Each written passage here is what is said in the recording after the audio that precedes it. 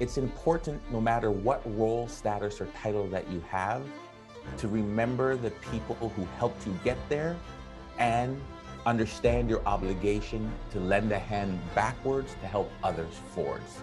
Like, I firmly believe in life, it's a lot of moments and it's a lot of people that change and impact your life, right? Like, I don't believe it's just one moment and you say, this one moment just changed my life. Even though that moment may have, but it's going to be another moment that's going to shape and change your life as well. I would say that no one does anything alone, right? Nobody, you don't get there without somebody opening a door for you, without somebody giving you advice. If you think that you're doing it alone, then you're being selfish and you're not realizing how much advice you've gleaned from somebody along the way.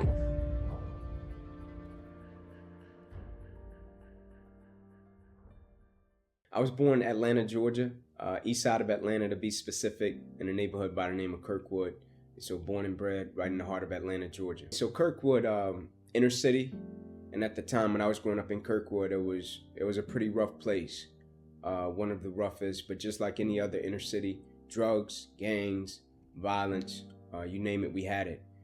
They put a police precinct in our neighborhood, right? And literally put cops out on the street, on bikes, to start riding through the neighborhood to clean the neighborhood up. And they did, they ended up cleaning the neighborhood up. But at the time when I was coming up, it was violence, even in my household, it was drugs, all these things that were transpiring and happening. And that kind of shaped my mindset and the angle and the way that I live my life even until this day. If you know Guyana, so Guyana is the tippy top corner of South America, right beside Brazil. So in today's world, you would call it an emerging country. Back then, you would call it a third world country. Meaning, there was no, it was one of those typical Commonwealth countries that was colonialized. And so a lot of the power and influence was held with the whites. And so you had the blacks and the Indians, what we call now Southeast Asians, in differing positions. And so my area and my childhood, as best I can remember it, was not one of high affluence. And so my parents left, typical immigrant story. When I was born, they left and went away to start over and left us to be raised with our grandparents. And so the first time I can remember meeting my parents, they left literally when I was 2 months old, was when I was 5. And so we came to Canada. Now imagine coming to Canada and you don't really have a grasp of the English. In the Caribbean, you speak what's called patois, pidgin English, a combination of Dutch, French, English, Creole, Portuguese, all kind of mishmashed together. And so I stood out like a sore thumb in Canada. I remember getting in lots of fights, not because, everybody was, I will say, out to get me, but, I was different than everybody else. I grew up in a predominantly white area.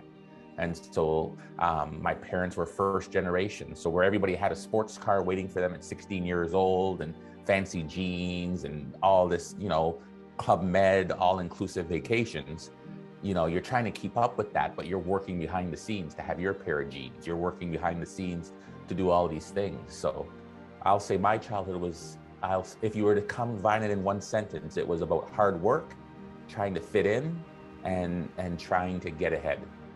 You feel as if that's life, right? Because my friends up the street, they were struggling the same way.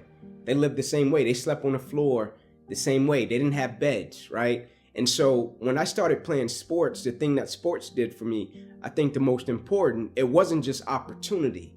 It gave me exposure. And so I remember the first time I went to my coach's house and I was like, man, like his kids got their own room.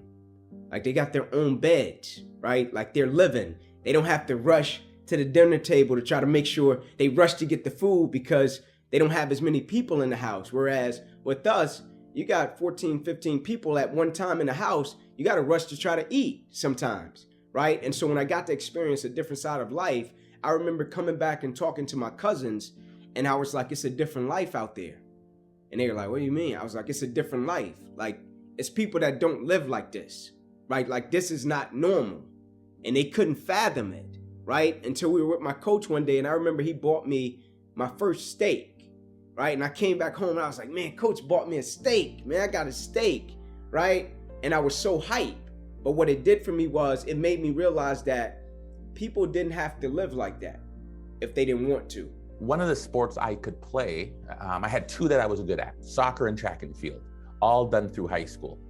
Back then clubs were the way to go, but my parents didn't have the money for clubs. So my dad coached me in soccer and a high school coach who was a really great role model to me, Gary Boguski and Mike Shavalovich, coached me in track and field. And so I became really good at those two sports. And I was the kind of guy that would get a ball on the wall and play by myself. But the school, my parents aren't, they're immigrants. They've made sacrifices. You're not going to go away to university and do sports. Are you crazy? That's a waste of your time. And so I could not go and pursue that avenue. Even though I was athlete of the year in my high school, I was winning medals. I was ranked in Canada, all these sorts of things. So I went away to a traditional university and I failed miserably. I'm talking just too much freedom, not enough discipline, not enough structure, and I just bombed. And one of the reasons I failed out is something I speak about in different talks, which was I didn't have the right role models and representation. That's somebody that took me under their wing and looked out for me. And nobody that looked like me and acted like me and said, hey, young man, you've got a lot of potential. Let's take care of you. Never let a situation or circumstance define your life, no matter what it may be, right? Because you can always look at a situation and think, like me, for example, I was the first one in my family to go to college, right? In that house, my grandparents had 16 children, right? 3 of them graduated high school, 3. So the value of education was extremely low. And when I came along and I had this dream of going to the NFL, going to college, I could have looked at my situation and said, well, man, more than half of my family didn't even graduate high school. So it's far-fetched. It's not going to happen, right? People even told me when I got to high school. And a cop asked me once, he said, man, what's your dream? I said, I'm going to go Division I, I'm going to go to college, then I'm going to go to the league. And he's like, you'll probably go to cell block D1. And I was like, man, you're making a mistake. Like, I've never met you a day in my life. And he was like, your family went to this school. Your uncles went to this school. They got an uncle in jail, right? Got an uncle in prison, right?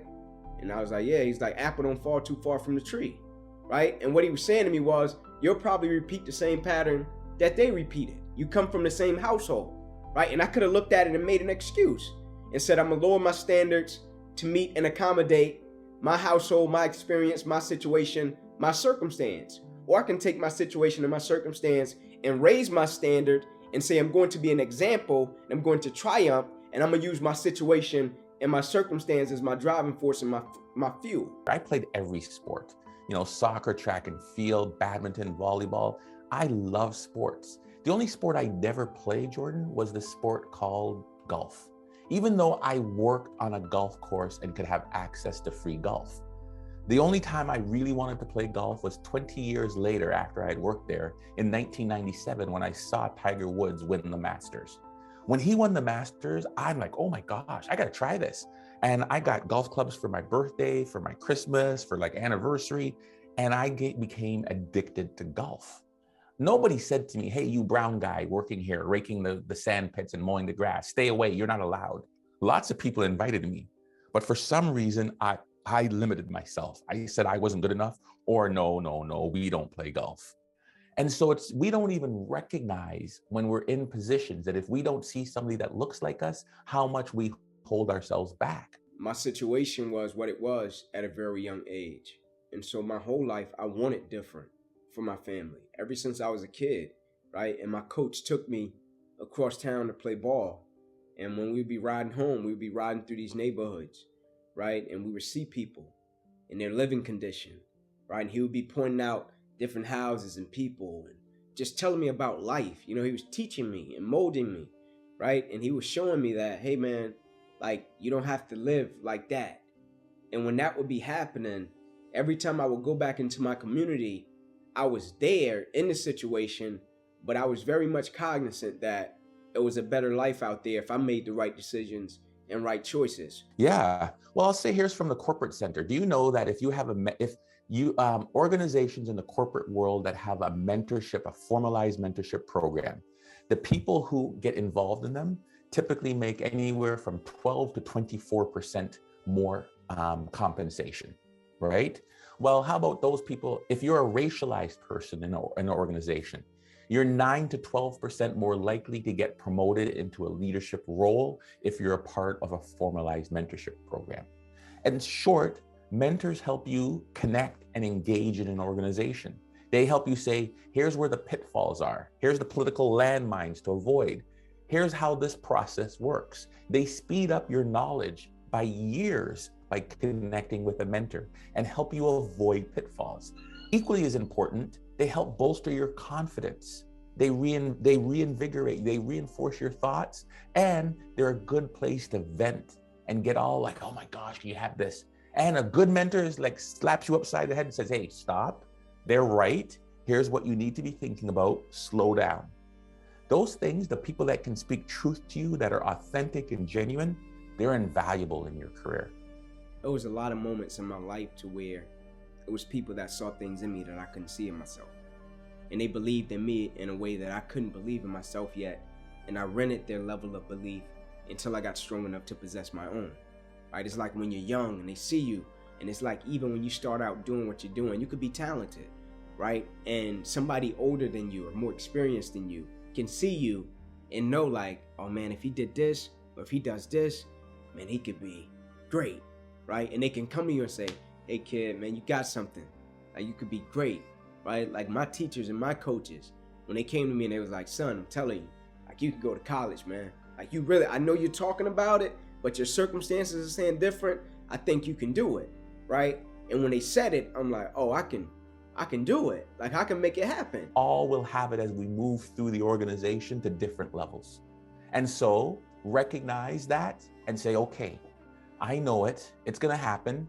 It's going to, on average, it takes people 18 months at a new role to feel like they have it, that they can master it.